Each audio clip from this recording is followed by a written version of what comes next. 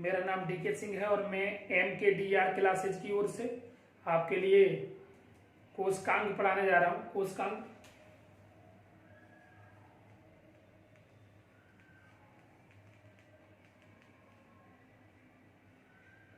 पढ़ाने जा रहा हूँ। कोषांक की बात करेंगे। सबसे पहले माइटोकॉन्ड्रिया।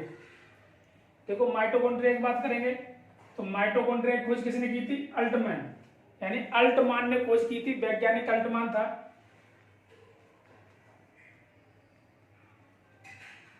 इसके बाद में तो माइटोकॉन्ड्रिया जो नाम दिया वो किसने दिया? बेंटा ने नाम दिया था। इसके बाद में अगर हम बात करेंगे माइटोकॉन्ड्रिया, तो देखो माइटोकॉन्ड्रिया की जो आकृति होती है वो इस कंडीशन में होती है।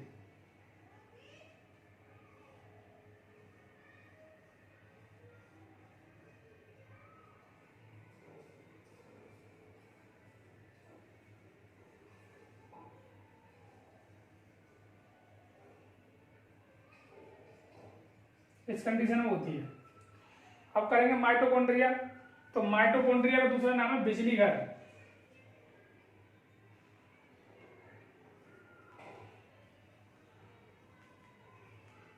या पावर हाउस।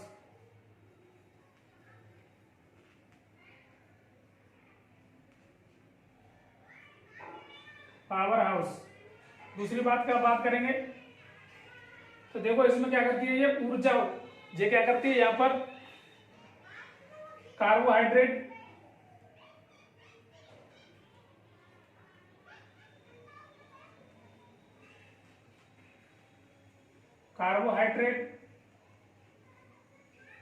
वसा और प्रोटीन, इन सभी के मिलने से ऊर्जा मुक्त, इनके सहयोग से ऊर्जा मुक्त होती है। जो होती कहां पर है? ये कहां पर ये सहयोग होता है? तो ये सहयोग है ATP पर, यानी ADP इसे बोलेंगे एडिनोसिन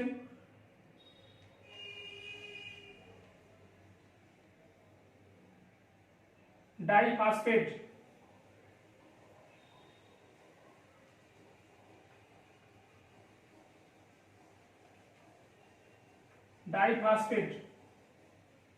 यहां पर होती है और किसके रूप में बनती है? ATP के रूप में बनती है।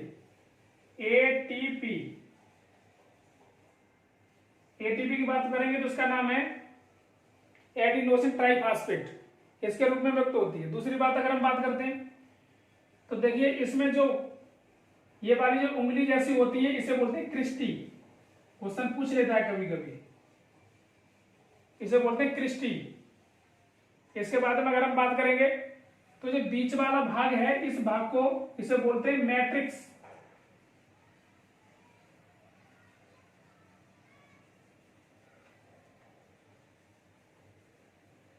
इसको बोल देते हैं मैट्रिक्स। इसके बाद में अगर हम बात करते हैं जो यहां से जो क्रिया होती है, यहां से जो ऊर्जा बनती है यानी ऊर्जा मुक्त होती है, ATP जो मुक्त होती है, ATP के रूप में जो ऊर्जा मुक्त होती है उसके लिए जो क्रिया होती है उस क्रिया को बोलते हैं क्रेब्स चक्र।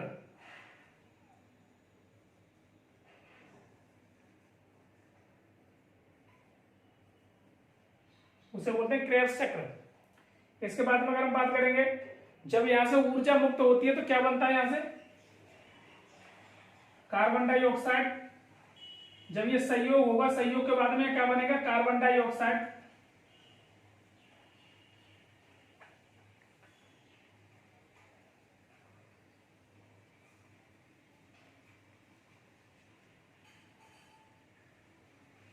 और प्लस जल बनेगा, यानी कहा ATP पर विस्फोट होगा। विस्फोट होने के बाद में ATP बनेगा। ATP के रूप में क्या होगा? ऊर्जा बनेगी। और ऊर्जा बनने के बाद में उसमें क्या क्या मुक्त होगा? कार्बन डाइऑक्साइड गैस मुक्त होगी और जल बनेगा। इसके बाद में अगर हम बात करते हैं तो इसमें क्या क्या चीज भाग लेती है, किस किस चीज का संगठन होता है? तो मैंने आपको बता दिया, कार्बोहाइड्रेट वसा प्रोटीन इसका सहयोग होता है। इसके बाद में ये मुक्त होती है और ऊर्जा बनती है। ऊर्जा का मतलब अगर हम बात करें ग्लूकोज बनता है।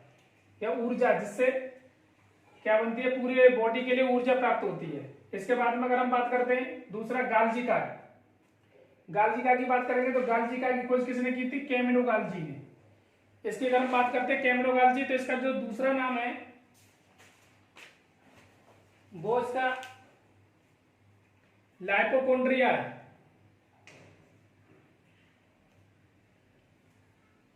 लाइपोकोन्ड्रिया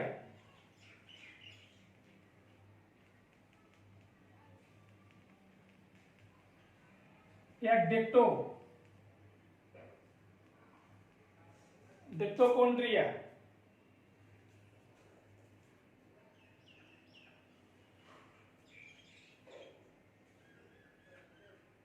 डिप्टोसोम या कोन्ड्रिया, ये इसके नाम है, अन्य नाम है।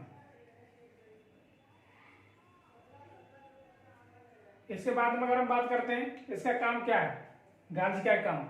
गाल्जी काय का काम ये है, जो राइबोसोम है अंतर्द्रव्यी जालिका से जो प्रोटीन निकल करके आता है वो प्रोटीन माइटोकॉन्ड्रिया में जाता है। तो माइटोकॉन्ड्रिया में नियंत्रण करने के लिए यानी लिमिट के अनुसार प्रोटीन पहुंचाने के लिए किसका काम होता है, गाल्जी काय काम होता है। अगर बाई चांस कोई थोड़ा सा ज्यादा प्रोटीन पहुंच जाता है तो उसके लिए नियंत्रण करने का काम यानी उसे रोकने का काम किसका है, गाल्जी काय का।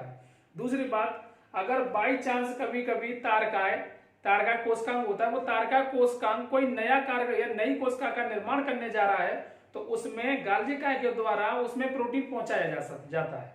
तो शायद ये आपको पता चल रहा था इसका काम क्या होता है, यानी प्रोटीन नियंत्रण।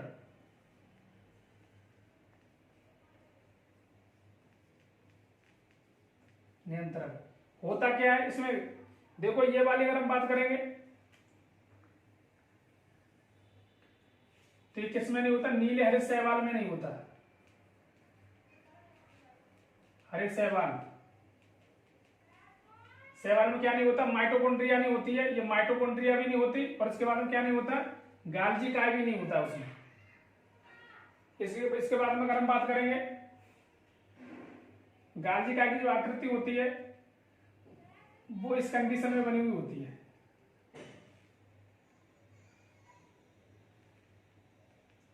नियंत्रण करने काम करती है। इसके बाद में अगर हम बात करेंगे अंतर्द्रव्यी जालिका, इस कंडीशन में होती है अंतर्द्रव्यी जालिका, अंतरप्रद्रव्यी जालिका। इसकी बात करेंगे दो भाग होते हैं इसमें, एक होता है खुरदरा